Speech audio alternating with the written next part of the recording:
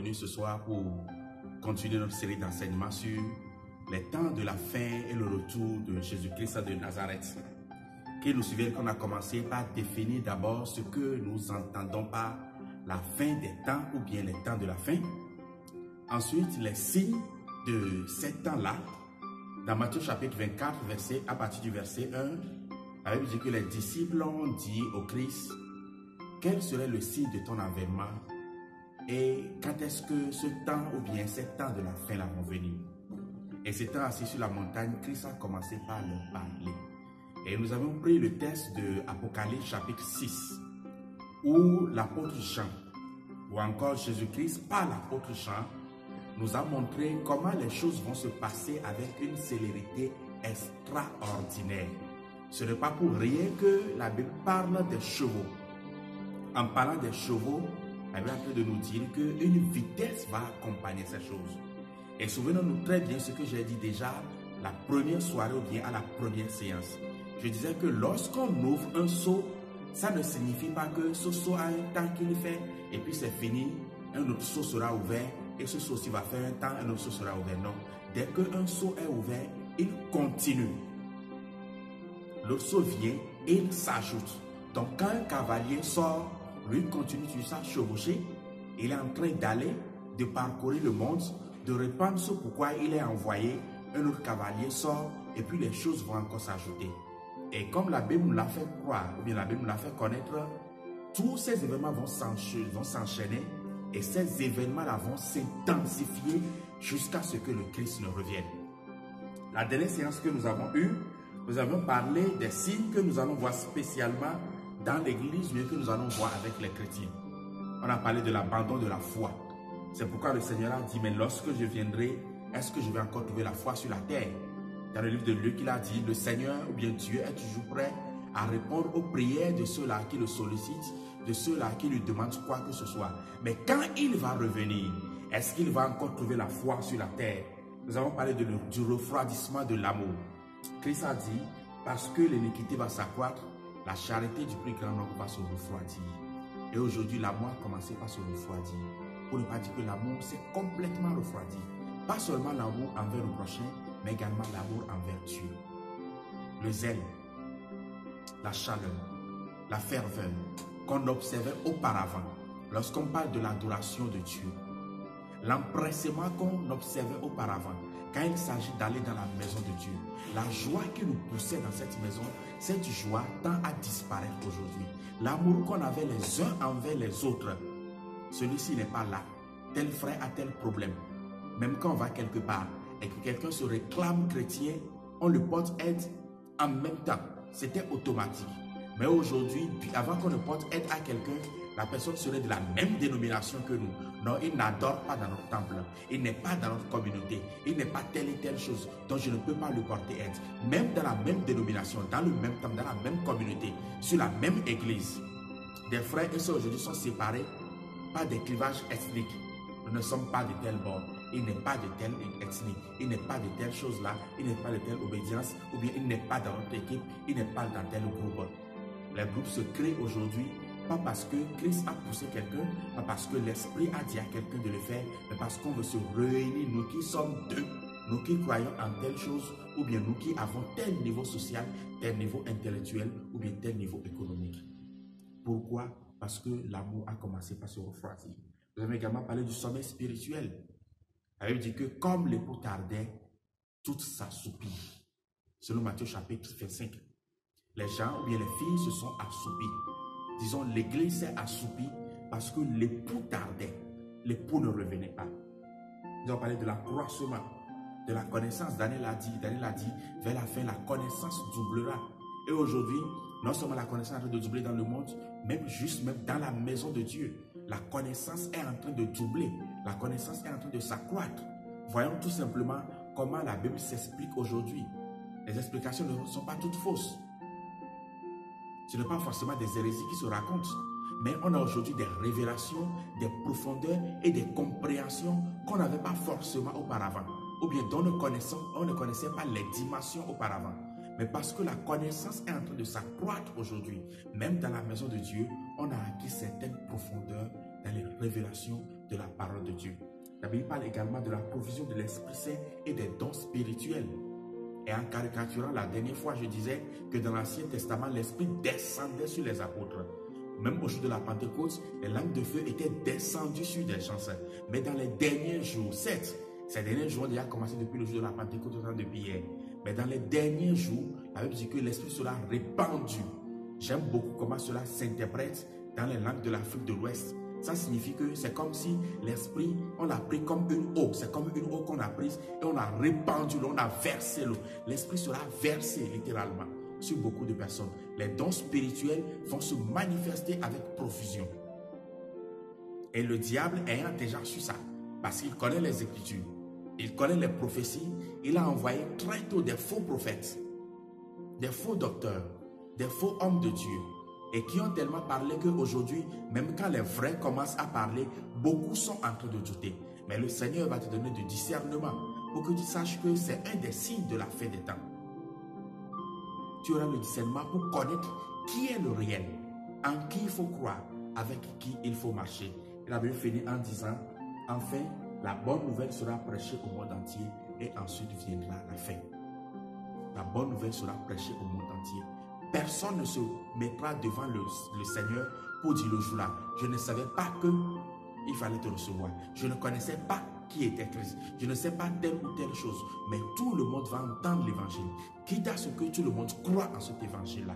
Donc avis à ceux-là qui disent, Seigneur, il faut vite revenir. Seigneur, on veut te voir. Seigneur, pourquoi tu es en train de tarder? Si tu veux hâter le retour du Seigneur Jésus-Christ, alors là, il faut t'empresser dans l'évangélisation.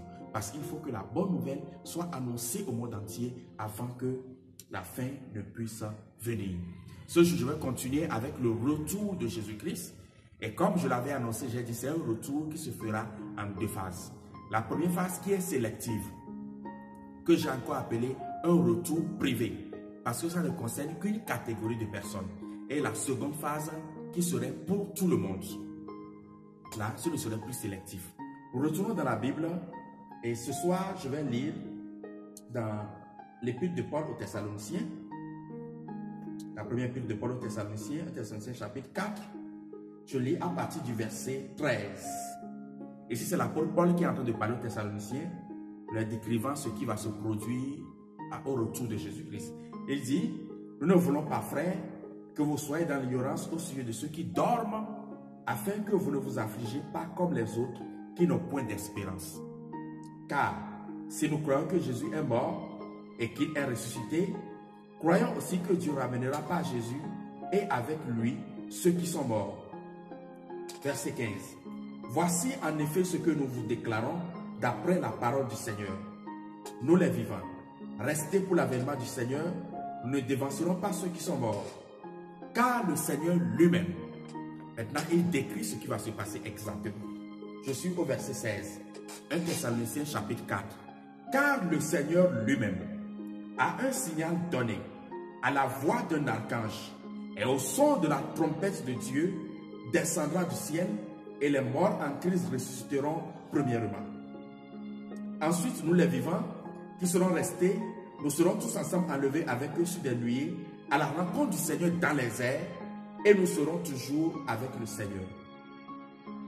Car le Seigneur lui-même a un signal donné à la voix d'un archange et au son de la trompette de Dieu descendra du ciel et les morts en Christ ressusciteront premièrement. Ensuite, nous les vivants qui serons restés, nous serons tous ensemble enlevés avec eux sur des nuées à la rencontre du Seigneur dans les airs et ainsi nous serons toujours avec le Seigneur. Le retour de Jésus-Christ. La première phase qui est le retour privé. Qu'est-ce que nous mettons dans ce retour que nous appelons retour privé? Et une fois encore, je t'invite à me suivre parce qu'il y a beaucoup de fausses théologies ou bien beaucoup d'hérésies par rapport à ces choses-là. C'est des sujets qui sont tellement simples, mais que quelquefois nous compliquons. C'est pourquoi je prends mon temps d'aller doucement, d'aller un à un, de citer les versets bibliques pour que tu puisses mieux comprendre. Et à la fin, ou bien dans les commentaires, tu vas encore trouver le numéro par lequel tu peux nous joindre pour poser des questions et mieux comprendre. Ce retour de Christ se passera en deux phases. La première phase qui est la phase sélective est la phase de laquelle je vais parler aujourd'hui. La Bible dit, pour que ce retour-là se passe, il y a 3 signes que nous allons voir, ou bien 3 alarmes qui seront données. Et ce sont ces alarmes-là qui vont déterminer que c'est un retour qui est sélectif. La Bible dit que premièrement, un signal sera donné. Quel sera ce signal? Personne ne sait. La Bible dit simplement qu'un signal sera donné. Ensuite, nous allons entendre un archange, c'est-à-dire un ange d'ordre supérieur. Peut-être un chérubin ou bien séraphin, je ne sais pas. Mais un archange qui va parler. Et enfin, le son de la trompette de Dieu. L'archange dira quoi? La Bible ne nous a pas dit exactement ce que l'archange va dire. Mais je suppose, et ça c'est moi qui le dis, je suppose peut-être que l'ange va dire le jour-là, ça y est, c'est le moment. Ou bien l'époux est là. Ou bien levez-vous à la rencontre de l'époux. Ou encore la grâce est finie. La porte est fermée. La Bible dit quand l'archange va parler, la trompette de Dieu va sonner. Et tout ceci se passera en un clin d'œil. Ce n'est pas que le signal sera donné aujourd'hui, après quelque chose de sera donné, après le 3e signe sera donné. Non. La Bible a dit que la chose va se passer en un clin d'œil. 1 Corinthiens chapitre 15 nous parle encore plus amplement de ces événements-là. Il dit en un clin d'œil. Bien aimé, j'ai lu quelque part un jour, quelqu'un a dit, le signal est déjà donné. Qu'on a déjà entendu le signal. Et qu'après là, nous allons entendre l'ange qui va parler et après encore le son de la trompette. Ce sont des mensonges, ce sont des hérésies. Et je mets même en garde les chrétiens qui croient et qui partagent sur les réseaux sociaux. On a entendu dans tel pays, il y a une trompette qui a sonné dans le ciel. On a vu les nuages qui se sont condensés sous la forme d'un âge avec une trompette ou bien un cheval. Non, ne croyez pas de telles choses. Ce retour sera sélectif et ça va concerner seulement ceux-là qui ont cru en Christ.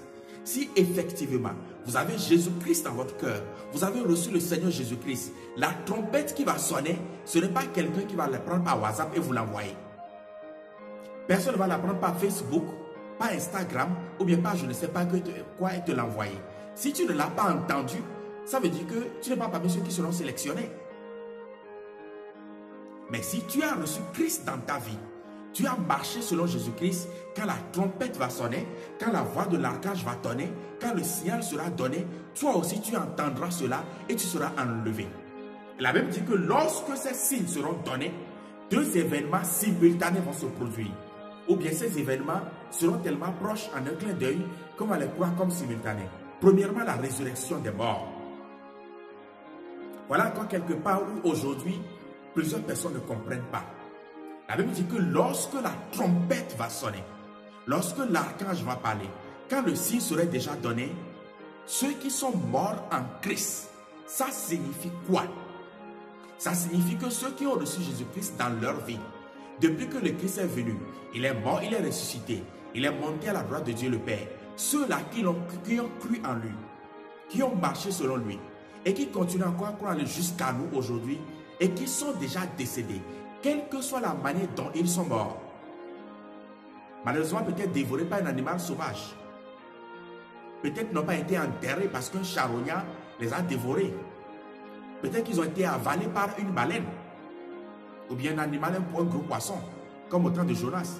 Ils ont peut-être été noyés et les poissons les ont dévorés sous la mer. Ou peut-être, de façon macabre, ce n'est pas un accident. On n'a même pas trouvé leur corps pour les enterrer. Même s'ils ont été incinérés, pour une raison ou une autre, et il n'y a que la cendre qui est restée, la Bible dit qu'ils vont revenir à la vie. Ils reviendront à la vie. Je reviendrai encore tout à l'heure sur la résurrection. Pour ceux-là qui ne croient pas et qui ne savent pas comment cela va se produire. Mais la Bible dit qu'ils vont revenir à la vie. C'est-à-dire que même morts, ils vont écouter le signal. Ils vont écouter la voix de l'archange. Ils vont entendre le son de la trompette de Dieu. Tandis que ceux-là qui ne connaissaient pas Christ, à qui on a prêché l'évangile, qui ont refusé d'entendre l'évangile, qui ont refusé de croire en l'évangile et qui sont morts sans avoir reçu Jésus-Christ dans leur vie, ils n'entendront rien, rien de rien. C'est pourquoi j'ai dit que c'est un retour qui est privé, parce que ça concerne seulement une catégorie de personnes. La Bible a bien précisé, ceux qui dorment dans le Seigneur. L'apôtre Paul a dit, ceux qui dorment dans le Seigneur. Et il dit, les morts en Christ, aux Thessaloniciens. Et aux Corinthiens, il a dit, ceux qui sont morts dans le Seigneur. Il y a une espérance pour eux. et ils vont encore ressusciter. Si Christ est ressuscité, eux aussi, ils peuvent revenir à la vie. C'est pourquoi j'aime beaucoup ce que le Seigneur Jésus-Christ dit lorsqu'on l'appelle ou bien quand il vient dans une situation où il faut ressusciter quelqu'un. Dans le cas de Lazare, il a dit que Lazare est en train de dormir. Parce que selon lui, celui qui dort, ou bien celui qui est mort dans le Seigneur, va encore entendre la voix de l'archange. Et quand il dit dort, c'est pour dire que celui qui est mort ne peut plus être appelé, mais celui qui dort est appelé à se lever un jour. Donc nous croyons à la résurrection. Je voudrais encourager quelqu'un qui m'écoute actuellement, qui a perdu un être cher, un époux, une épouse, un parent, un enfant, un ami, un serviteur de Dieu, et qui a encore la douleur dans le cœur. Le temps vient, et il est pratiquement déjà là. Ou ceux qui dorment dans la poussière, ceux qui sont morts en Christ, et qui selon nous sont en train de dormir, vont écouter le signal qui est donné, vont écouter la voix de l'archange, vont écouter le son de la trompette, et ils vont sortir de leur tombeau. Et ils vont encore revenir à la vie. Tandis que ceux-là qui n'ont pas reçu Christ dans leur vie vont toujours rester dans le tombeau. Et la Bible parle de la première résurrection en ce moment-là. La Bible dit que lorsqu'ils vont sortir, ou bien lorsqu'ils vont revenir encore à la vie, alors ils vont revêtir un autre corps. Dans 1 Corinthiens chapitre 15, la Bible a donné les caractéristiques de ce corps-là. La Bible a dit que nous serons changés par Dieu. Dans 1 Corinthiens chapitre 15, verset 51-54. Il dit quand ils vont revenir en même temps à la vie comme ça là. Et nous qui serons restés vivants, ou bien ceux qui seront restés vivants, et ceux qui sont revenus à la vie, tous ensemble, ils vont être transformés.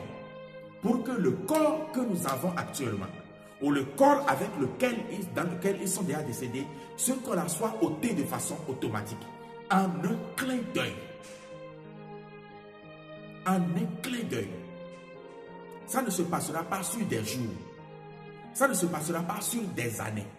Comme certaines personnes tentent de nous faire croire, pour dire que ça a déjà commencé depuis, que la trompette est déjà sonnée, qu'on a entendu des gens sont ressuscités dans tel pays, ils sont revenus à la vie. Non. Mais quand cela va se passer, personne ne viendra te raconter cela. Si effectivement tu as cru en Christ et que tu as marché avec Christ, même si tu es mort, tu vas revenir encore à la vie. La Bible dit que lorsqu'ils reviendront à la vie, et ceux qui sont morts reviennent à la vie, et ceux qui sont vivants, à l'époque où le signal sera donné, au moment où l'archange va tonner de sa voix, au moment où le son de la trompette de Dieu va retentir, ceux-là qui seront là à l'époque, en ce moment-là, leur corps sera transformé. Pour que ce corps qui est mortel que nous portons actuellement revête l'immortalité, c'est ce que la Bible dit. Gloire à Dieu. Ce corps va revêtir l'immortalité. Le corps dans lequel nous sommes là peut mourir. Mais quand Christ va revenir dans les airs, qu'il sera dans les airs, qu'il ne viendra pas encore pour le jugement, mais qu'il viendra dans les airs pour enlever l'église, ce corps va revêtir l'immortalité. Ce corps qui est corruptible, c'est-à-dire que le péché peut détruire, qui peut être tenté par le péché, à la résurrection des morts, et avant qu'à l'enlèvement, à la transformation de nos corps, ce corps va devenir incorruptible. Le péché n'aura plus la puissance sur ce corps. 1 Corinthiens chapitre 15 nous dit qu'en ce moment-là va s'accomplir l'écriture qui dit « Ô mort, où est ta victoire, où est ta force ?» Parce que l'aiguillon de la mort sera brisé. L'aiguillon de la mort qui est le péché sera brisé complètement. La puissance de la mort qui est le péché sera brisée complètement. Donc le péché ne peut plus avoir pouvoir sur le corps de ceux qui sont ressuscités, sur le corps de ceux qui ont été transformés. Ce corps qui actuellement est un corps méprisable, que la maladie peut maltraiter, que la douleur peut maltraiter, lorsque nous serons ressuscités, pour ceux qui seraient morts en ce moment, ou lorsque nous serons transformés, pour ceux qui seront vivants en ce moment-là, ce corps ne peut plus souffrir de la maladie. C'est le même corps que Christ a revêtu à la résurrection. C'est pourquoi quand la femme voulait le toucher, il a dit, il faut que j'aille me présenter d'abord au Père. Que le Père puisse me voir. Que le Père puisse apprécier ce que j'ai eu à faire. Ne me touche pas. Parce que le corps qu'il a revêtu en ce moment était devenu un autre corps. Un corps glorieux. Qui ne peut plus être entaché par quoi que ce soit. Qui ne peut plus souffrir la corruption. Qui ne peut plus souffrir l'ignominie.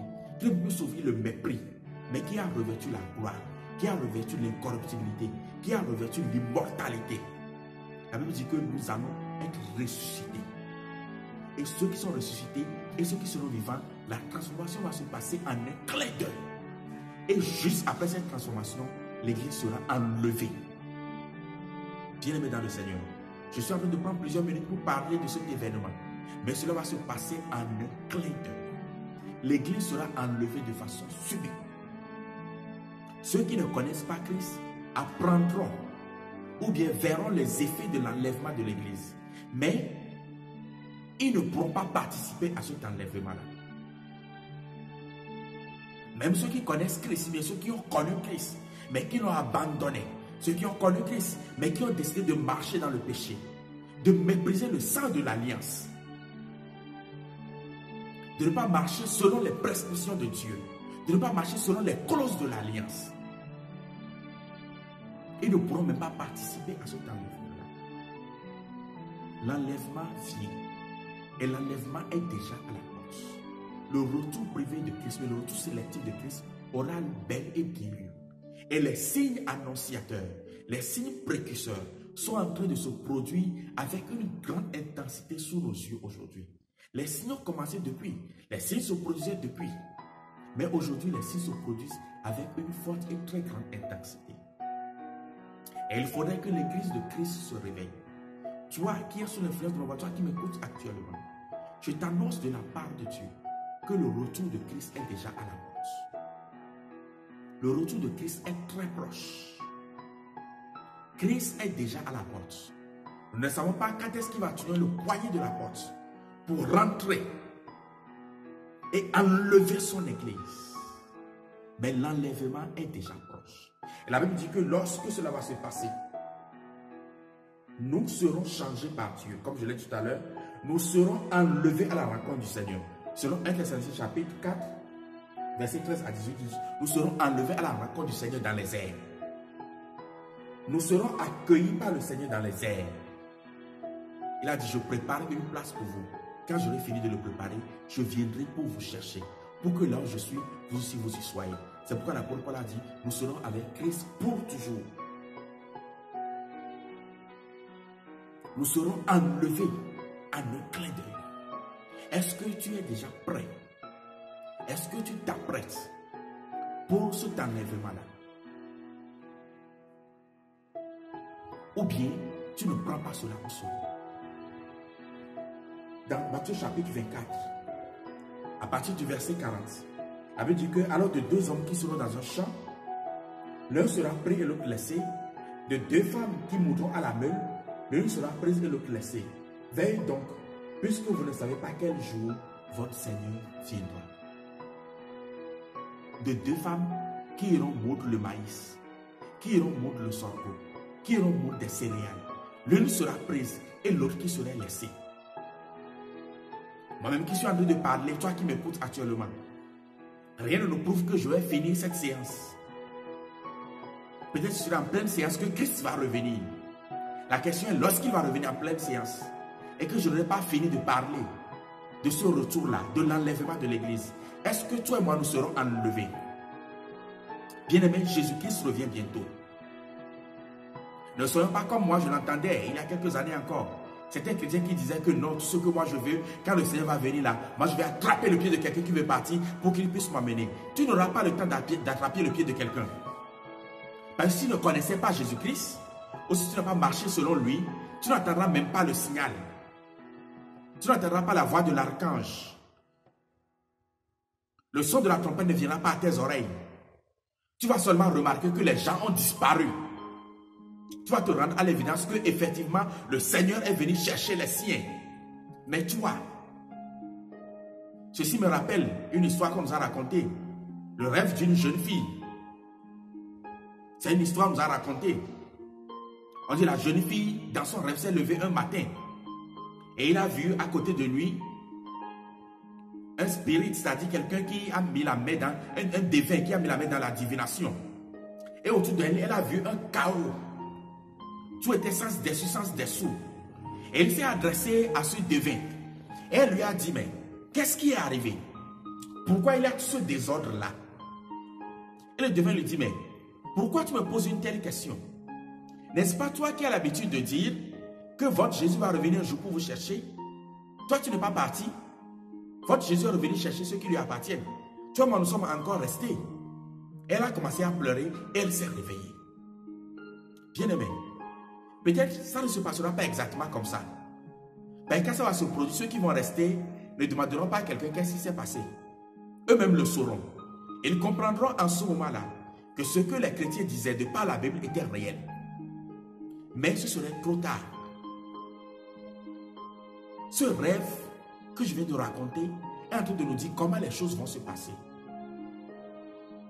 Même des chrétiens, des gens qui disent être chrétiens, seront surpris par l'enlèvement, seront étonnés par ce qui se passe. C'est pourquoi maintenant il faut que tu mettes ta vie en règle avec Dieu. Les choses sont en train de se passer sous nos regards. Malheureusement, ce qui se passe dans l'église aujourd'hui avec beaucoup de chrétiens, lorsque des événements arrivent ainsi sur le monde et que nos cœurs ont été secoués, qu'on a été troublés, nous réglons notre vie, nous mettons nos vies en règle avec Dieu. Mais dès qu'on observe un calme, une accalmie là, nous retournons encore à ce que nous avons eu à faire. Il y a quelques années, vingtaine d'années, on nous a dit non, comment rentrer dans l'an 2000, Jésus-Christ va revenir, les choses vont se passer ainsi. Il y avait des événements qu'on nous racontait à ce moment-là. Tout le monde avait peur, les gens se mettaient en règle. Jésus-Christ dit, dans Matthieu chapitre 24, il dit, veillez, si le voleur savait si le propriétaire plutôt savait le jour où le voleur allait venir, il allait rester en éveil. Il ne laisserait pas sa maison être percée. Mais puisqu'il ne le sait pas, il doit veiller à tout moment. Toi aussi, il faut que tu veilles. Il faut que tu sois prêt à tout moment pour connaître cet événement-là qui va arriver. C'est un retour qui sera privé. Mais pour qui? Sélectif. Qui sont ceux qui seront choisis? Ceux qui sont morts en Christ. Ceux qui ont vécu sur le Christ. C'est eux qui seront enlevés. La résurrection, pour ceux-là qui se posent la question de savoir, mais comment est-ce que quelqu'un qui est mort peut encore ressusciter? L'apôtre Paul nous le fait savoir dans 1 Corinthiens. 1 Corinthiens chapitre 15. Je vais lire quelques versets tout simplement. On ne pourra pas tout lire à cause du temps. 1 Corinthiens chapitre 15. La Bible nous dit explicitement quelque chose là. Il y a beaucoup de versets, mais c'est à partir du verset 19 jusqu'à la fin du verset 58. On peut voir ce que nous sommes en train de dire. La Bible dit, mais quelqu'un dira, comment les morts ressusciteront-ils et avec quel corps reviennent-ils? Ça c'est le verset 35. Et il dit, insensé, ce que tu sèmes ne reprend point, vie s'il ne meurt. Et ce que tu sèmes, ce n'est pas le corps qui naîtra, c'est un simple grain de blé peut-être, ou de quelque autre sémence. Puis Dieu lui donne un corps comme il lui plaît, et à chaque semence, il donne un corps qui lui est propre. Ainsi en est-il de la résurrection des morts. Le corps est semé corruptible, il ressuscite incorruptible. Il est semé méprisable, il ressuscite glorieux. Il est semé infirme, il ressuscite plein de force. Ça veut dire que celui qui est mort en Christ, celui qui a connu Christ avant de mourir, lorsqu'on le met en terre, c'est comme une semence. Et qui va encore ressusciter. L'apôtre Paul dit qu'il est semé corruptible. C'est-à-dire un corps qui peut être dérangé par le péché. Mais à la résurrection, il sort incorruptible. C'est comme nous mettons la graine de maïs à terre. Quand nous la mettons à terre, la graine ne reste pas intacte. Et pour pousser là, c'est la graine qui sort encore. C'est pourquoi il dit, mais ce que tu mets en terre là, la graine que tu mets en terre, il parle d'une graine de blé. Ici, nous parlons de maïs en Afrique. Et du sorgho. Quand nous mettons la graine de maïs au sol, la graine là ne reste pas intacte pour sortir. Elle prend de l'eau, elle devient turgescente, elle s'éclate. Et ce qui donne la vie dans cette graine là, c'est la vie là qui commence maintenant par pousser pour donner encore d'autres graines. La même chose aussi pour le corps du chrétien qui est décédé.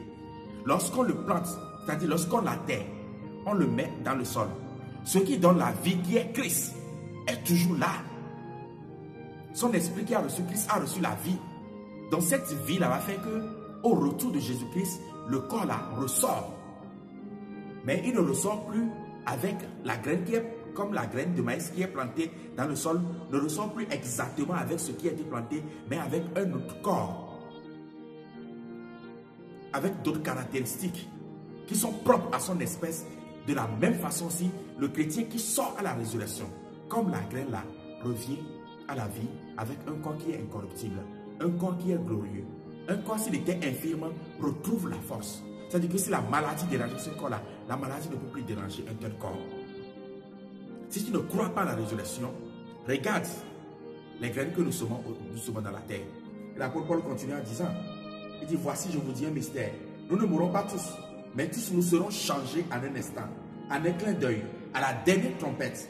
La trompette sonnera, et les morts en Christ, les morts resteront incorruptibles, et nous serons changés.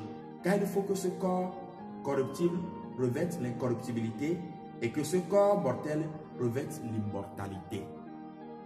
La Bible a dit, la Bible est claire là-dessus. Est-ce que toi, tu es prêt pour ce retour de Jésus-Christ? Ce retour privé, ce retour sélectif de Christ. Est-ce que tu es prêt pour ce retour-là? Bien-aimé, les événements se sont produits. La calmie, le calme est en train de revenir peu à peu. Ne retournons pas à ce à quoi nous étions. Ces événements nous ont montré qu'à n'importe quel moment, le Seigneur peut revenir. Mais est-ce que nous sommes prêts à n'importe quel moment? Je laisse cette question-là sur ta conscience. Que le Seigneur te bénisse. Bien-aimé, nous allons nous arrêter ici ce soir. La prochaine fois, nous allons continuer. Lorsque nous serons enlevés, nous serons où? L'Église sera en train de faire quoi? En ce moment-là, nous allons parler de ça. Et sur la terre, qu'est-ce qui sera en train de se passer? Nous allons également parler de ça. Nous allons parler sur la terre de comment l'Antichrist va venir, qui est l'Antichrist. Nous allons expliquer ce que c'est que le chiffre 666, mais le nombre 666, les trois chiffres, 666, c'est qui? Comment ça va se manifester? Quelle autorité il aura? Il va venir d'où? Nous allons parler de tout ça là. Mais comme nous l'avons dit, nous le disons dans un langage qui est simple, accessible à tout le monde, pour que tout le monde puisse comprendre. Nous n'irons pas dans certaines considérations, dans des calculs, bon, tel nombre de jours, tel nombre de si, on calcule ça comme ceci. Non, je sais que c'est des choses qui sont importantes, mais ce ne sont pas les choses qui sont quelquefois essentielles et compréhensibles par tout le monde. C'est pourquoi tout à l'heure, si malgré ce que nous avons dit, tu n'as pas compris quelque chose, notre numéro ou bien notre contact WhatsApp est dans les commentaires. Tu peux nous écrire, nous contacter, nous poser des questions. Que le Seigneur te bénisse. Amen. À la fois prochaine.